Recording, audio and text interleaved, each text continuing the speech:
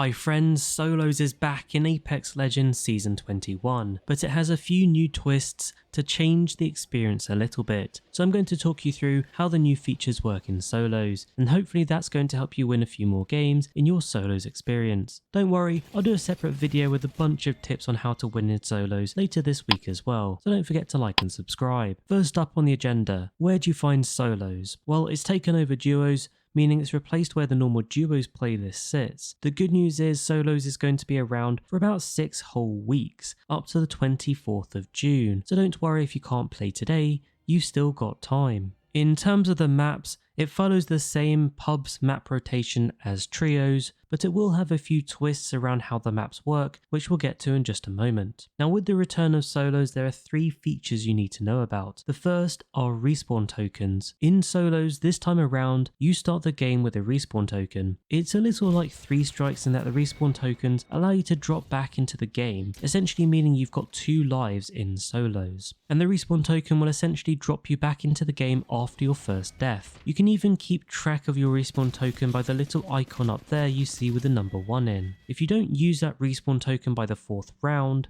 then that token converts to Evo points for your Evo armor, so you do still get some value if you don't end up dying before the 4th round. However, given the fact you do get an extra life, if you're before the 4th round, it can't hurt to play a little bit more aggressive and just make use of the fact that you have an extra life. The next feature is Battle Sense. This is a brand new mechanic and it's going to help your awareness in the game. I attended the early access event for Season 21 and the devs specifically said the idea of Battle Sense is essentially to make up for not having teammates in Solos. You know how most of the time if you've got good teammates, even if they're randoms, they should be pinging enemies in your game, and that's an important part of how Apex works. That system's kind of missing in Solos, and therefore they've introduced Battle Sense to make up for it.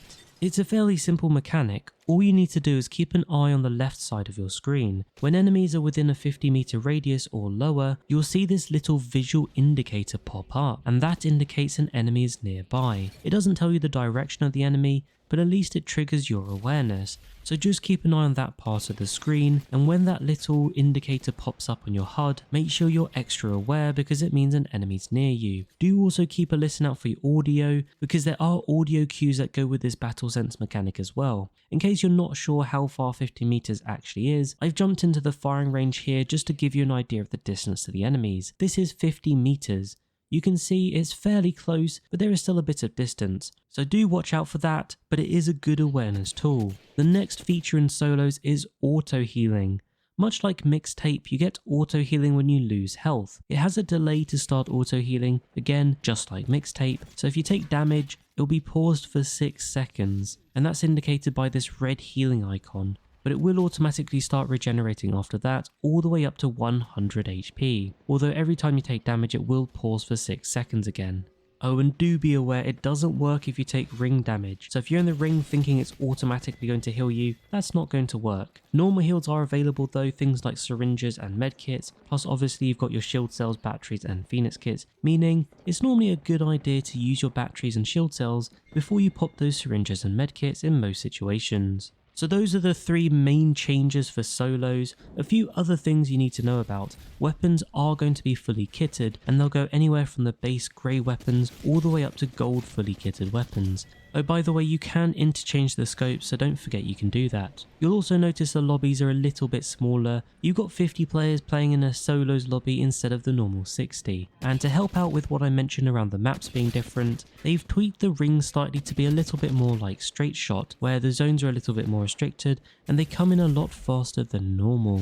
So do be aware of that and be prepared to fight as the zones get closer. And there you have it. You're ready to jump into Solos fully prepared now. There are badges and challenges available, including this really cool 20 kill badge. So if you get 20 kills in Solos, you get a very unique 20 kill badge. And honestly, Solos is pretty much all I've played so far in Season 21, and I'm having a lot of fun. So I hope you have fun as well. Don't forget to like and subscribe. Thank you for watching, and I'll catch you later.